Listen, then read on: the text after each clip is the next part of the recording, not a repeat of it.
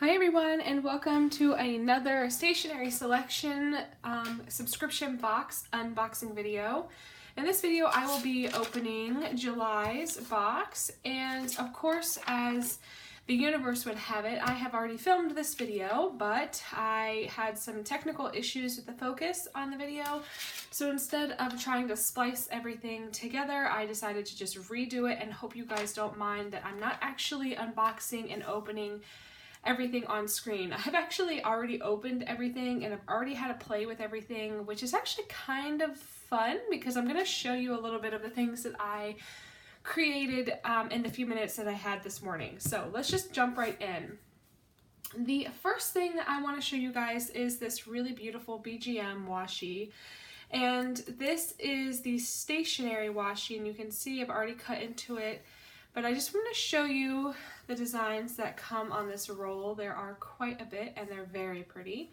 I have fussy cut some of the images out, and you can too. It's pretty easy. The images are pretty big, so it's not that big of a deal, but you could easily just lay it down just like this as well on some of your journal spreads, or maybe an envelope. That would be a fun one to just put it down at the bottom of an envelope since it's got quite a long design. The second one is this also by BGM. You can see I've already ripped into it, and it's the Little Shop washi stickers. There are 15 designs and 45 pieces, and I've already played with these, as I stated before. But here they are. They're cute and they're small. I think they're the perfect size, and they are very translucent, so you don't have to worry about the white that's peeking out here affecting any of your pages very much, which I really appreciate. Some of the cheaper washi brands, the white tends to be really stark white instead of almost clear, and it makes it pretty abundant, like abundantly clear that there is, you know, washi tape there, as opposed to making it look like it was just part of the design of the paper. So I'm just going to bring this in close so you guys can see the designs a little closer, and you can pause it if you like, if you want to see them.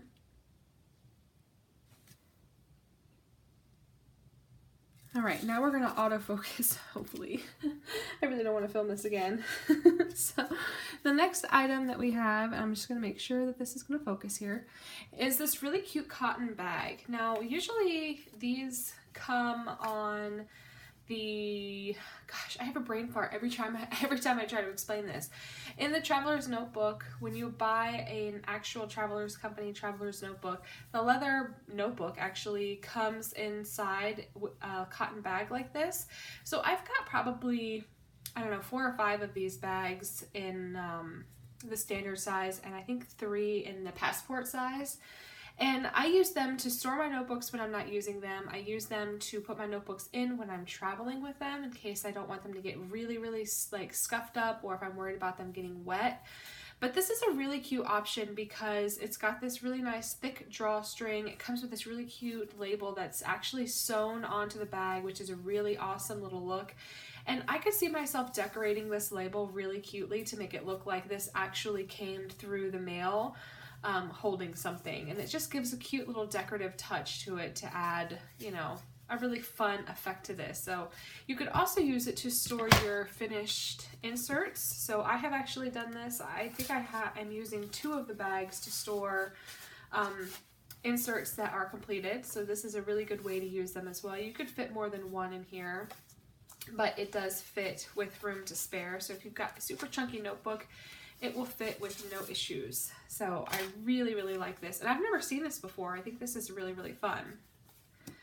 The next item is this really pretty Midori brand letter pad. There are 2 designs and 50 sheets, so 25 pages of each design. So this one we've got a really cute label design, and this one has got a really cute scallop design, which is really lovely. I have played with both of these and I really like this. The color will vary on everybody's box. I think there was a couple of colors each of this, I think. And yeah, I really like this. It's the perfect size to, it's just the perfect size to slip into an envelope and send a sweet little note for something. Next item is this really cool 365 letter notepad, and it comes with a writing board for horizontal writing or vertical. And this has got a really lovely ombre effect. I chose the neutral color one, the goldish looking one. There's not really a gold sheen to it, but it's really nice. This side is really slick and soft and satiny, and then the back side has got like a cottony textured feel. It's a really thin paper. It's got a nice crinkle to it. This is going to be really fun to add to junk journals if you guys are into junk journals. I like making passport size junk journals because a lot of papers that I have are actually this size, and it's a little bit easier to use the pages horizontally like this and cut them, as opposed to trying to fit it in this way like skinny. So I really like that. And passport size junk journals for me are less intimidating for some reason. I don't know. So yeah, I really love this one. This one does come with a couple different colors. I chose this one, but the design team members get to choose if there's a multiple colors of something. We get to choose, you know, the colors that we want. I've had a couple people ask whenever I say I opted for this one or that one. It is because I am on the design team. That's why I get to choose if there's multiple color options. So you're not missing anything with that. Mitch just throws these in the box. So that's not something that you guys are missing by like being a subscriber. There's not an option to choose.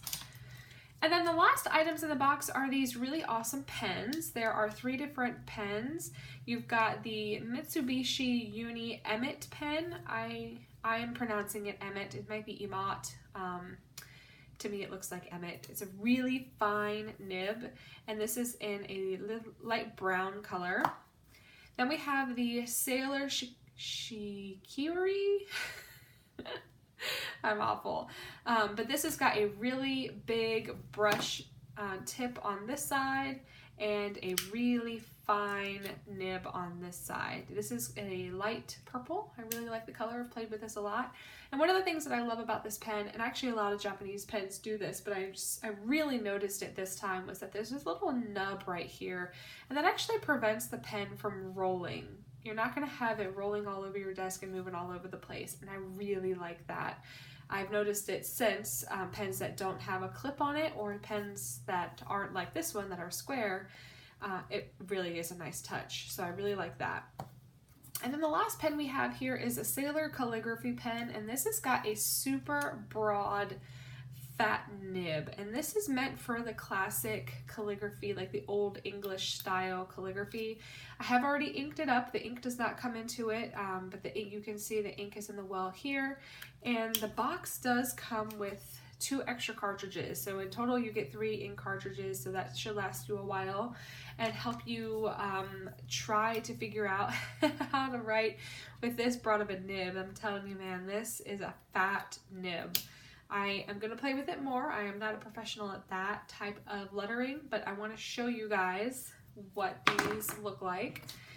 And I'm going to put this underneath right here.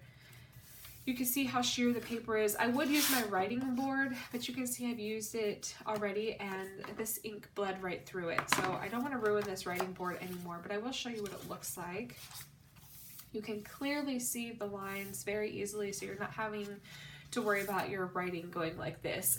That's what mine does. Mine starts really nice up here and then it just drifts the way down. So I love using a writing board, but for the sake of saving this one, I'm going to just put this underneath so we can test these pens, because that's what we're in it for, right? So this one, like I said, has got a really broad nib.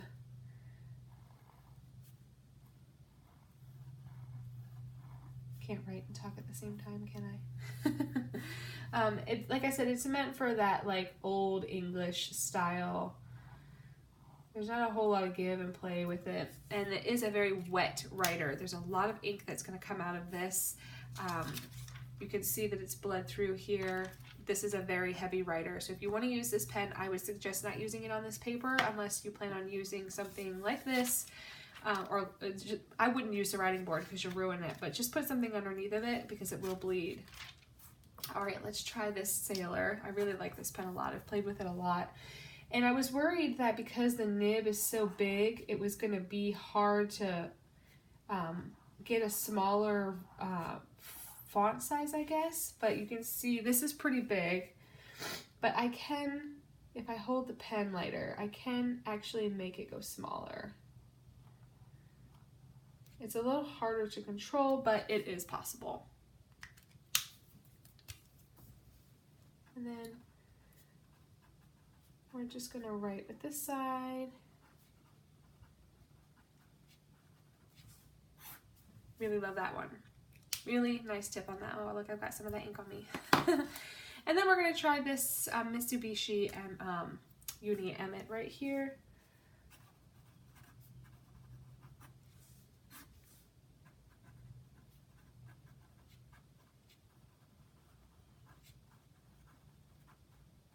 I like this one a lot. I like the colors of both of these. They're both very muted and subtle. They're not bright and in your face, and I actually really appreciate that. I really like that. And they are gonna match these little houses really well too. So actually all of the colors on this match really, really well. I really like that. It did a really good job matching the color scheme on this whole thing, because these colors just pull with these colors and these colors pull with all of them. She did a great job with the color scheme. I really, really like that. So let's try this one. I'm gonna write my name.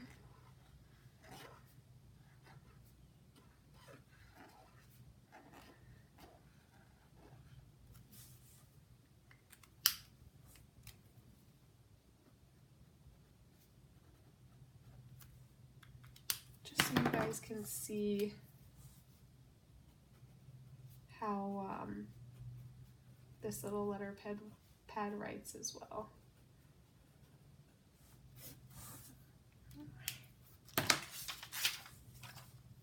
No bleeding, a little ghosting, but nothing I would really be worried about. If you were writing on the back of these, I'd be worried. So let's try this one as well.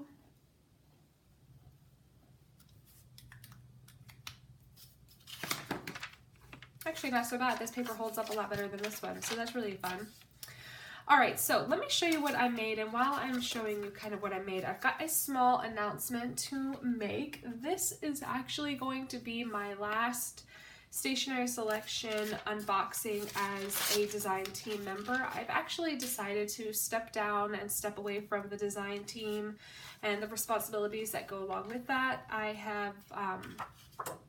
I've been tossing the idea up for a while, and after speaking with Mitz, I decided that it was probably just the best for me to do right now. I've got a lot on my plate, and with 4 kids at home now, it is a little more difficult to find the time to be able to create as freely and to post as often as I would like.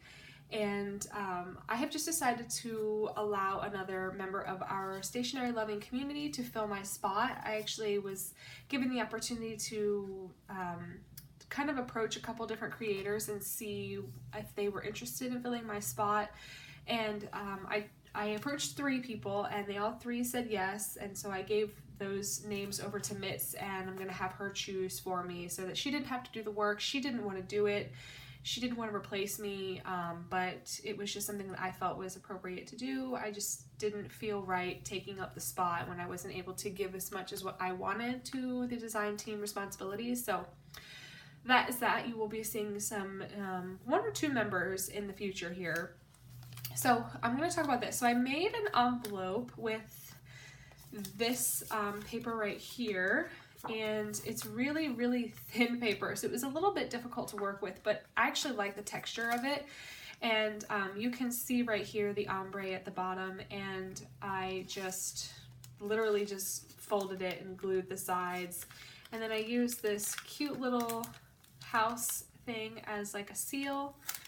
And then you could just put stuff in right here, and then I wrapped the label around the side. I put a little quote right here and fussy cut some of the washi stickers out, and then I actually cut the flap right here to go around this label. Actually, I think it looks really cool because I just didn't want it to cover that. The image is too pretty. I didn't want it to cover. And then I just wrote another sweet note right here with the sailor pen, and then another fussy cut image, and then I used this seal stamp right here from a previous box, and actually used this paper as well and fussy cut it and glued it on, and I really, really love this. So now I've got a little envelope ready. Cat's trying to get in here if you can hear the door squeaking. The next thing I did was actually pretty simple. I really didn't put a lot of thought into it. But what I did was I fussy cut around the scallop of the label, glued it onto the paper, and now I have got a cute little kind of like a closure almost. This is gonna be, we're gonna write a letter on this, and I'm just gonna write my letter right here, and then I'm just gonna fold it and close it up into itself, and I'm gonna decorate this and maybe a wax seal with some twine, and it'll be like this cute little parchment thing, this cute document that you've got to cut and kind of open up, and I don't know, I think it's gonna be cute once it's said and done. I didn't have enough time to finish it because 4 kids, but I think it'll be cute once it's done. And then the last item that I kind of played with a little bit, or the last thing I did, I really don't have anything to show for. I added a tip-in using the paper in my traveler's notebook in my journal, and I have been needing a lot of tip-ins for this because I'm trying to squeeze an entire month into pages that I probably need more actual notebook pages, so I'm adding in a lot of tip-ins for July. But that's what I did. I just cut it down a little bit. The height was actually fine. It's the exact size as this notebook, but I cut a little off the top just to give me a little more wiggle room, and so that you could see that it's a tip-in.